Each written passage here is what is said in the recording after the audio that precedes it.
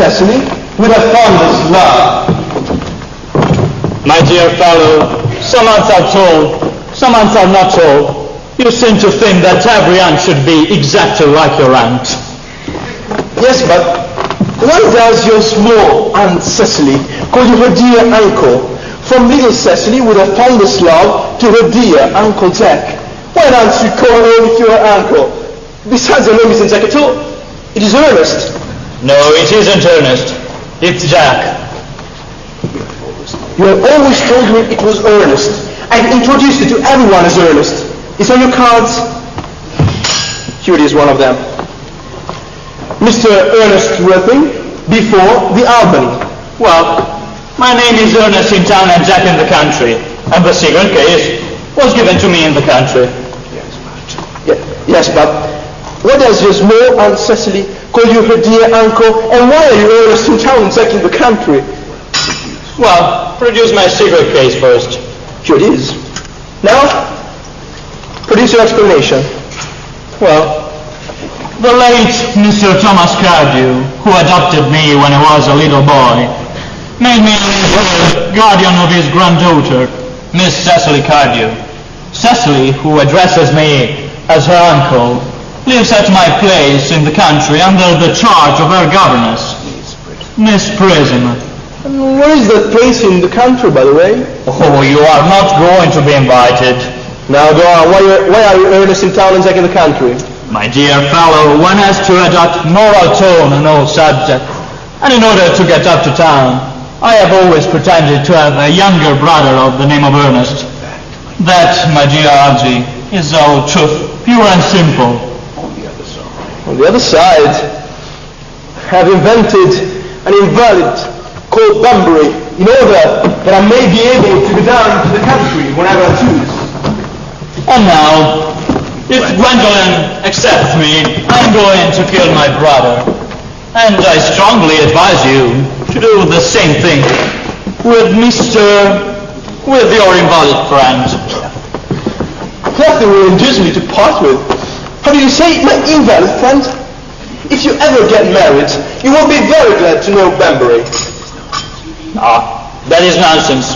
If I marry a charming girl like Gwendolen, I certainly won't want to know Bunbury. When your wife will. You don't seem to realize that in married life, 3 is company and 2 is none. Oh, that must be Aunt Augusta.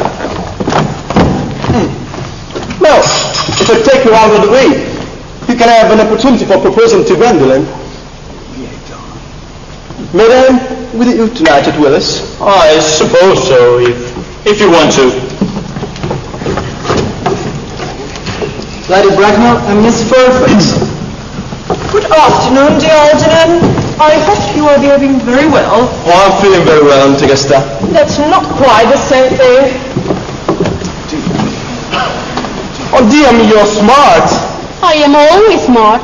Am I not, Mr. Worthing? Oh, you are quite perfect, Miss Fairfax. Oh, I hope I'm not. That it will leave no room for development. I'm sorry if we are a little late, Algernon. But now I'd very much like a cup of tea and one of those nice cucumber sandwiches you promised me. Oh, certainly, Aunt Augusta. Gwendolen, won't you come and sit here? Thanks, Mama. I'm quite comfortable where I am. Good heavens! Lane? Yes, sir. Why are there no cucumber sandwiches? I ordered them specially. There were no cucumber sandwiches in the market this morning. I went down twice. No cucumbers? No, sir, not even for ready money. That will do, Lane, thank you. Thank you, sir. I'm greatly distressed, Aunt Augusta, for there being no cucumber sandwiches, and not even for ready money. It's really no matter. Thank you, Algernon. By the way, I'm going to send you down with Mary Farquhar. I'm afraid, Aunt Augusta, but I shall have to give up the pleasure of dining with you tonight. Oh, I hope not. It would put my table completely out. That is a great bore. But the fact is, I just received a telegram to say that poor friend Bunbury is very ill again. It is very strange. This Mr. Banbury seems to suffer from a curiously bad health. Yes, poor Banbury is a dreadful invalid. Well, I must say that I think that Mr. Banbury made up his mind whether he was going to live or to die. I should be much obliged if you would ask Mr. Banbury from me not to have a lapse on Saturday morning, for I relay you to arrange music for me. Or I'll speak to Banbury and Tegesta if he's still conscious.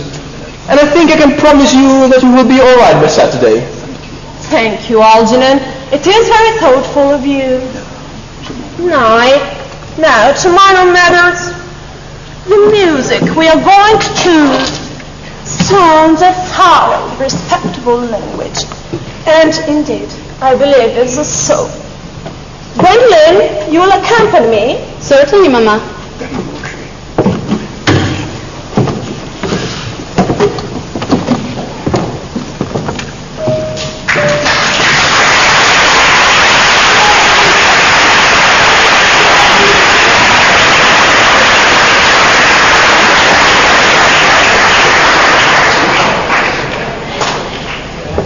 Charming day it has been, Miss Fairfax.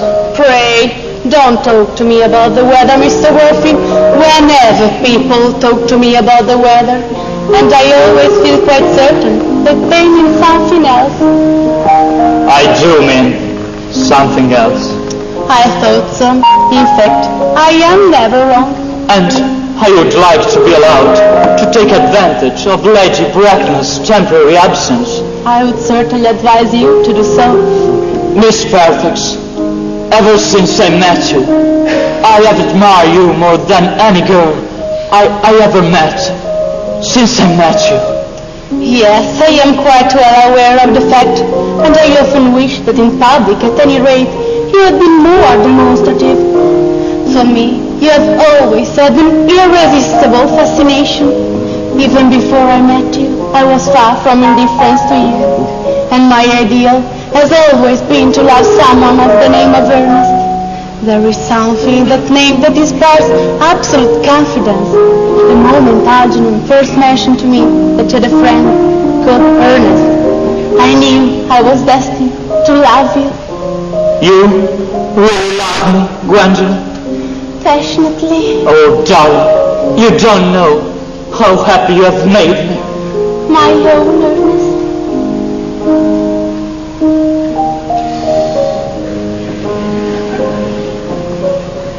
But you don't really mean to say that you couldn't love me if my name wasn't Ernest? But your name is Ernest.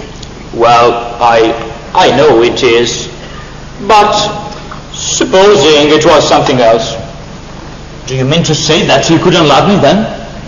Personally, darling, to speak quite candidly, I don't much care about the name of Ernest. I don't think the name suits me at all. Oh, it suits you perfectly. It is a divine name. It has music of its own. It produces vibrations. Well, really, Gwendolyn, I must say, I think there are a lot of other much nicer names.